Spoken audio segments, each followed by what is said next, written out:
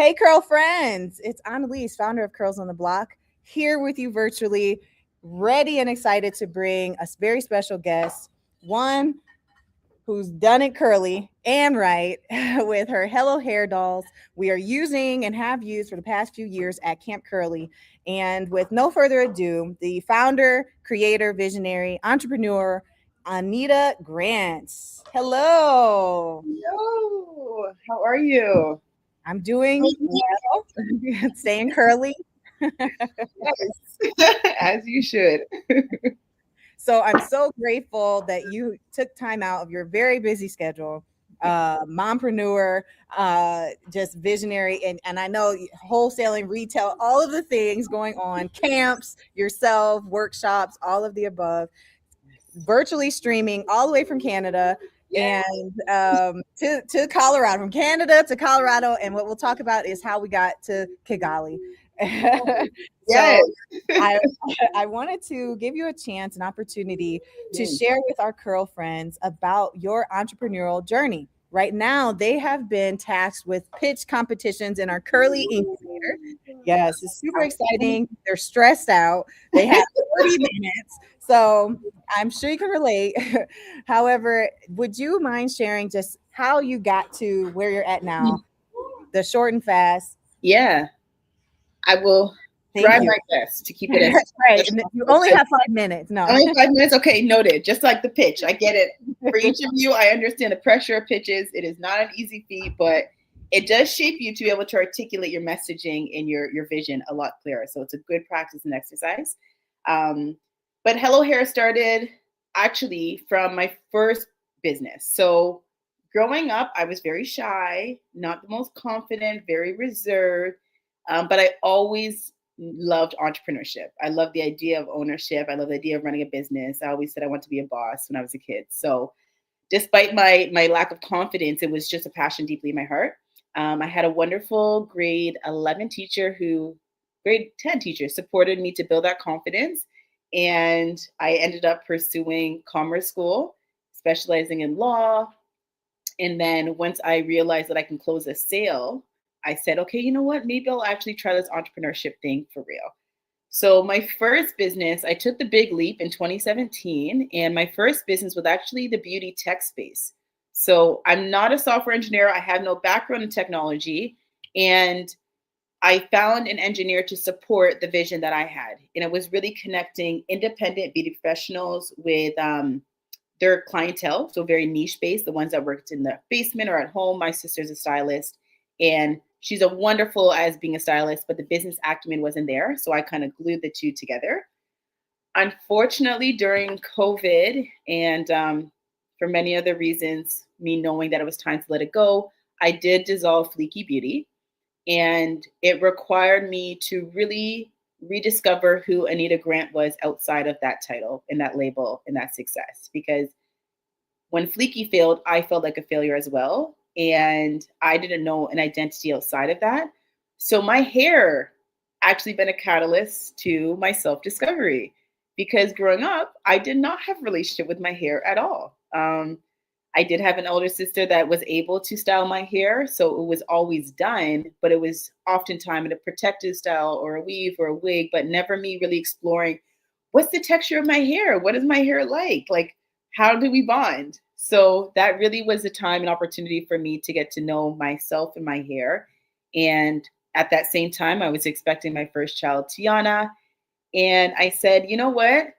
At the very least, for a mom, if I plant the seed of self love at the earliest age, I know I will do my part because I realized I was operating from a place of lack and not a place of worthiness and love. So that's where Hello Hair started as a children's book, really for young girls and boys to see the versatility of our crowns and for our peers to see the versatility of our crowns and realize, like, yeah, it's a part of us, but it's not all of us, and it is beautiful. So that is the journey of Hello Hair in entrepreneurship. And I appreciate you sharing that there really was a journey. It was a journey. Not just, hey, I came out with this, here's what I did, a couple pitches, and then boom. It No. was even after not necessarily a failure, but a decision to end one business and then realizing, hey, there's another space that I actually have some solutions for as well. And That's definitely the charge here at Camp Curly. What idea, product, or service can you come up with that addresses the need in the curly community? And the girls are definitely being very creative, and we're in a different world over here. It is curls across the cosmos, and that theme resonates, I think, with all of us. Just sometimes feeling out of place, taking up space. Yeah.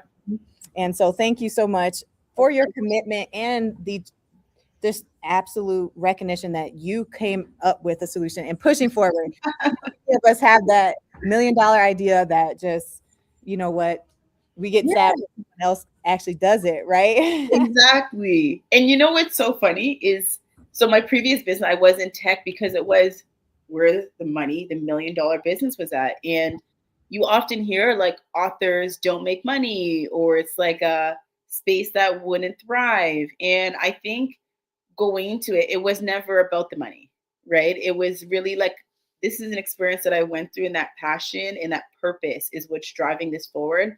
And the money's just an extra bonus.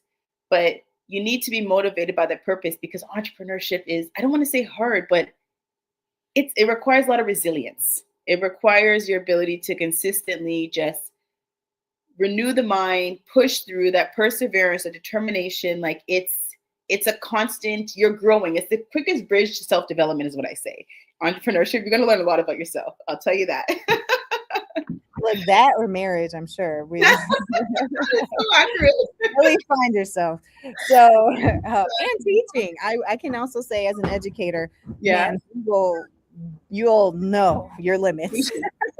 But with that, there's questions often. The girls are working in teams. There's a whole dynamic with teamwork, norming, storming, forming, and all of the above. So they're going through those cycles in 40 minutes. And I had a question that hopefully leads us to the second, segues to the second component of what we wanted to talk about.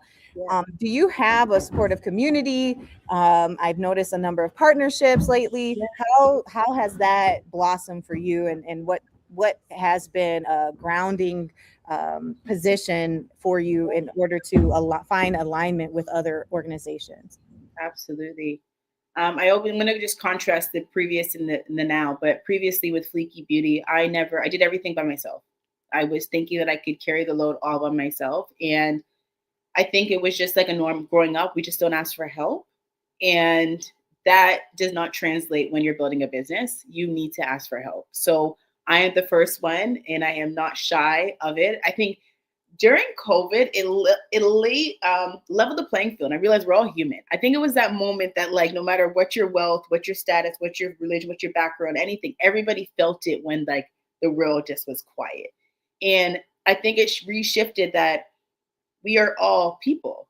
And the worst that someone could say is no. So why am I afraid of asking, or why am I afraid to share? And my voice is enough and worthy. So I think it is so important to ask, to put yourself out there, because most of the time people don't know what you're building and they actually want to support. So I got a lot more support than I thought I would receive originally because of that previous bias. And when it comes to partnerships, Hello Hair doesn't exist without the community, right? I think everything is rooted. I have to attribute a lot of my success to the community, the champions that are like speaking our names in spaces and rooms that I'm not physically there, and like really just pushing forward this mission. Even working with you, at least, like I can't be in Colorado right now. I can't do that. Like I got a family as well, home that I want to be able to balance. So having partners, that people that are equally aligned with that vision and that mission and can push that forward,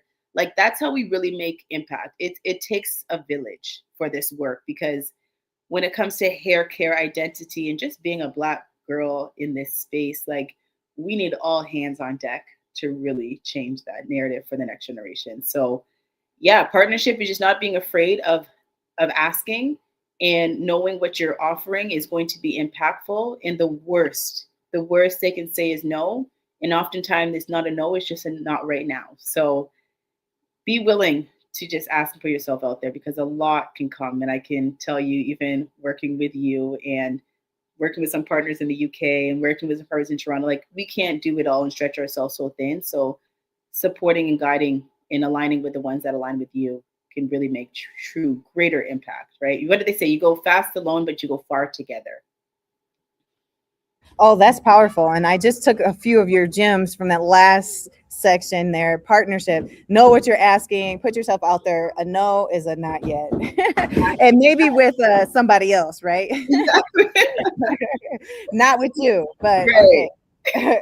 Well, this is really an ideal segue into how we got Camp Curly in Rwanda, Kigali, Rwanda. In fact, I know you wanted to know a little bit more, like how Right. did you get there, right? I'm like, wait, what? It's still a blur for me. Oh, So no, I was in California at the time. Well, we had done Camp Curly in Denver last year, and I had a really an amazing experience. 30 kiddos and amazing facilitators, assistant director who had asked at the beginning of camp, "Hey, my cousin's in town, and can she join?" I was like, "Yeah, for sure." And little did I know that little cousin was not just in town; she was on the continent. So she actually was had to fly back home to Rwanda after camp, like 2 days after camp, and so she spoke so highly of camp, and her mom was there. And again, if it's her cousin, that means her mom's or her mom and her aunt are that's her aunt. So like, oh wow, okay, so your aunt is her mom, and your mom and your aunt. Okay, so we put that together. I did. I was late to the game. I was late. Um, when the aunt and slash mom reached out, she wanted to do Camp Curly in Rwanda. And I was like, okay, I didn't really know how I was going to do that. I can sell the curriculum, I could just send it over, whatever. But she wanted support. And I was like, okay, I can train you. Well, the assistant director, who is now going to come up now, Amina, she, yeah. yes, Hi, how are you? I'm wonderful. How are you? I'm excellent. Thank you so much for being here with us. Of course, I'm I'm geeked a little. This is like, whoa, this is it's like that radio sound. Bum, bum, bum, bum. Well, Amina was able to actually facilitate programming this year in May in Rwanda because she graduated from Spelman. Shout out Spelman last year before the camp, and ended up spending her kind of buffer year post grad in Rwanda. So we had the best person ever to literally facilitate programming in Rwanda. And there's a small component that, are you ready? Here, I'll send it to you. We have another person here who's a facilitator and has been Curly Queen. She and her mom helped get the materials to Rwanda. So the materials made it before Amina, and that was a huge community effort because check the group chat. Oh no, not that one. Actually, I have to send it to Oh, her. Ayana, I have the link. Let me just send it to you really quick. Look, this is technology live, right? So Ayana and her mom, Charisse from Natural Urbanity, were willing to go to the storage space where all the materials are for Curls on the Block and get 4 Hello Hair dolls, a bunch of materials that would help anyone facilitate, from construction paper to scissors, and curly kits. They got brushes, bonnets, spray bottles, and a mixture from Naya's Coily World, but also Curls on the Block branded gear, and some other natural urbanity goodies, so they could make their own flaxseed hair gels and a couple other items for their Camp Curly experience. Was like a 2-day workshop that Amina facilitated. Ayana could share with you. You ready? It's loading, so she's going to join us as well. Amina can stay on at the same time too, so she can jump back on. But Ayana's mom ended up packing the suitcase full of that stuff, the heads and all the goodies, and then getting it to a mutual friend of Amina's mom, who was moving to Rwanda in 2 weeks. So we had 2 weeks. Oh my goodness. I can't. This is just Yeah, so it is such an amazing experience. I'm going to bring Ayana up now and Amina so they can relish in what an amazing, what I call is a curly economy. We have our curly community. But the curly economy is where people are willing to contribute their time, support, talents, goodies, and push the mission of Curls on the Block for one, but also the overarching vision of embracing ourselves and empowering our friend, our curl friends. So Ayana and Amina, do you want to share anything about what your contribution? And I know Ayana, you went and had to do a bunch and put the stuff in. Sure, sure. I can just start, as we know. Well, my name is Amina. This is my third year as assistant director for Camp Curly, but I've been in Curls on the Block programming since my freshman year of high school. So that's when I met Annalise. She was one of my first Black teachers ever.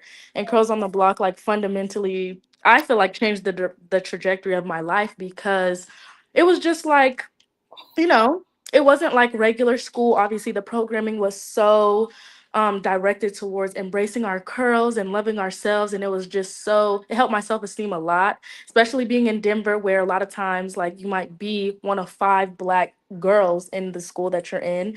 So, of course, I just stayed within the programming. And now it's just very full circle to be assistant directing. So, when I knew I was going to Rwanda, I'm like, why would we not take Curls on the Block internationally? I texted her.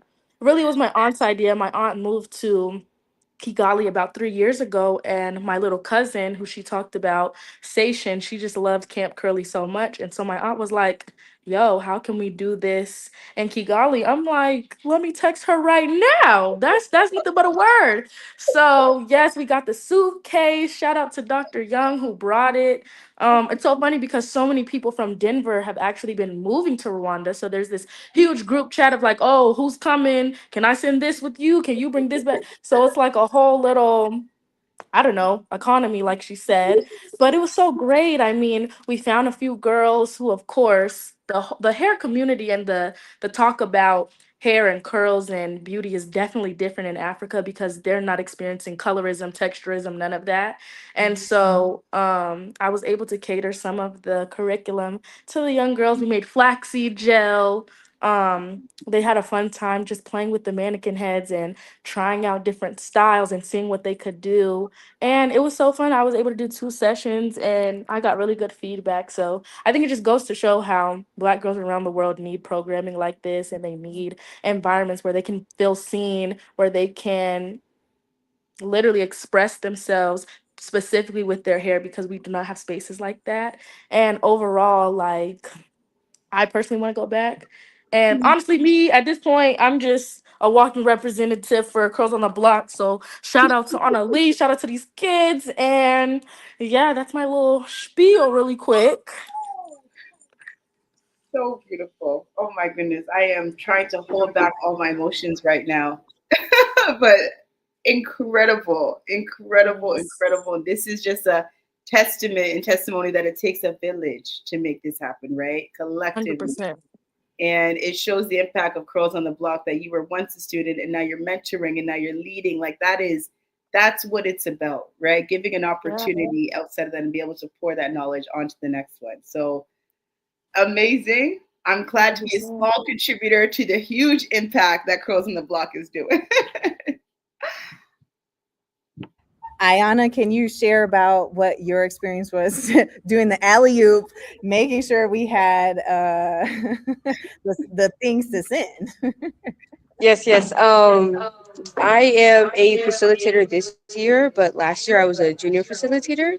I met Annalise through my mom, and I also was a part of Camp Curly when I was younger, and I remember it being one of like the most crazy experiences of my life because my mom she does hair, but like being around a bunch of other kids who are also learning how to do their hair and learning more strategies was just something that was really impactful for me because I remember a time when I hated my hair and I like wanted to cut it off. So I was really appreciative for that. Um, I feel like it was really random. I was a junior facilitator last year, so I knew kind of the materials that we used for Camp Curly. So when Miss Annalisa texted my mom that we needed to go to her house and like bring this big suitcase because we're sending something to Rwanda, it kind of sounded like I was like, "What are you even talking about, mom?" Like, actually, I don't know what you're on about, but just going there and being able to pick out things that I liked as a kid and picking out things that I knew that the other kids would like from last year was really it was a stressful but really fun experience at the same time because we're doing something that's larger than myself and being a part of that is something that I would never want to take for granted. So I feel like the craziness of it didn't outweigh the impact that would come after it. So even though, on our way to church, we had to go and drop off the suitcase to a whole different place, there was a bunch of like communication details that we were trying to figure out. I'm really glad that I was able to take part in it, even if it was a tiny part. Oh, you were Thank you so incredible. Thank much, you so Ayana much. and Amina. Amina is still in director duty, so all the little things happening. He's setting up our curly store. One of the things I wanted to say is when I saw the dolls, the mannequin heads, and Yeah. everything, my girls play with them. They choose their hairstyles often as well, and I can say it has created a new level of experience having these types of mannequins. The first year, we had some Afro textured mannequins, but with a whole story and supporting a Black female owned company meant a lot. And so I'm so grateful. And we're able to also expand again, do another camp as well, and Camp Curly Boulder. And just knowing that the girls have had a chance to work with a mannequin that has textured hair similar to theirs, that responds to products very similarly to how theirs would. It just has been a huge level up on their experiences. And I know there's a lot of band camps people, excuse me, braiding camps people can go to. They can go to, like learn to braid and all that, which is great.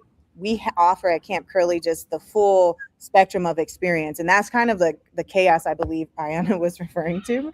And it is because you're really coming alive. And so it just means a lot to have these Hello Hair dolls as a part of that experience. Annalise, honestly, this is. I don't know if I was fully prepared for this. My stomach and my butterflies are active, but sometimes you do some things and you don't realize the impact that it can have. And going to your point, the right partners, because yeah, it's way deeper than just braiding and styling. Like here's the entryway to that much deeper conversation, and being able to have a community of young girls that are also experiencing that together in one room.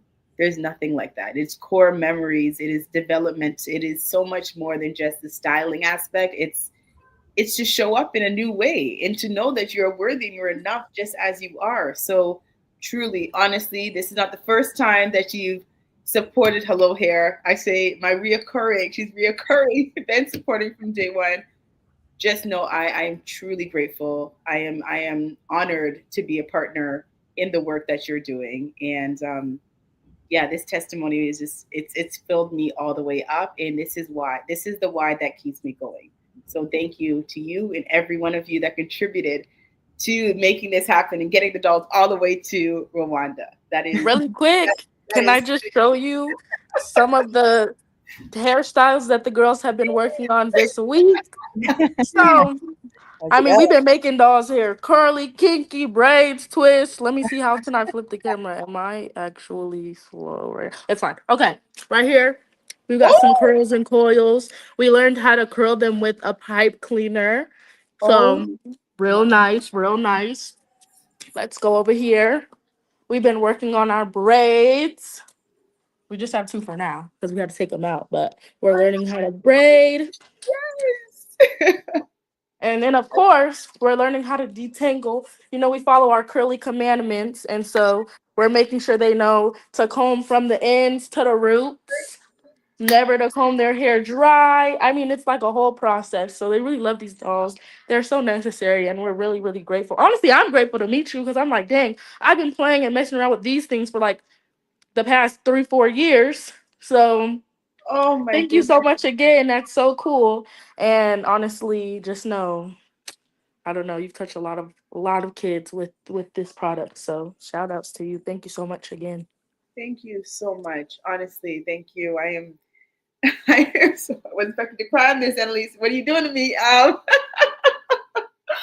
No, thank you. Thank you. Thank you. Thank you. There's not enough words. I am just blown away. And like it is hard. I will say entrepreneurship does get challenging. And to Ayana's point, the logistics, man, I get you. It is tough moving product to different places. So those pain points are real in entrepreneurship, but this is why when I say the purpose, going back, you motivated by money, yes, that is a bonus, but the purpose is what keeps you pushing during those difficult seasons, right? Those stretching seasons, those growing seasons. So honestly, thank you for reigniting me and re-energizing me and reminding me of the why. And I will continue to push forward because this is bigger than me now. This is beyond me. So thank you.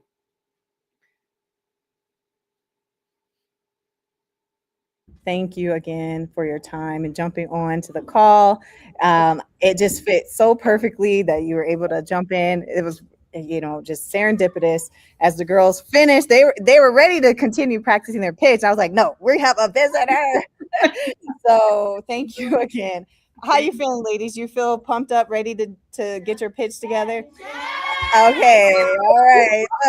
Look, All right, sending love from Canada. absolutely. And let me see if I can. Let's see what I can show you here. They can say hi if they want to, I suppose. Here, but they're ready to go. So stay tuned. We'll try and maybe do the pitches live too, so you can follow along. Yes, please send me the link. I would love to join. Okay. Absolutely. Yeah, we'll figure it out, and if anything, it'll be posted, so you'll be able Okay. to Perfect. follow along. And so maybe they'll be using the mannequin heads as a demo too. So again, and as I sign off, I usually say, "Stay curly." Amen. Stay curly, girls. See Take ya. care. Bye. Bye.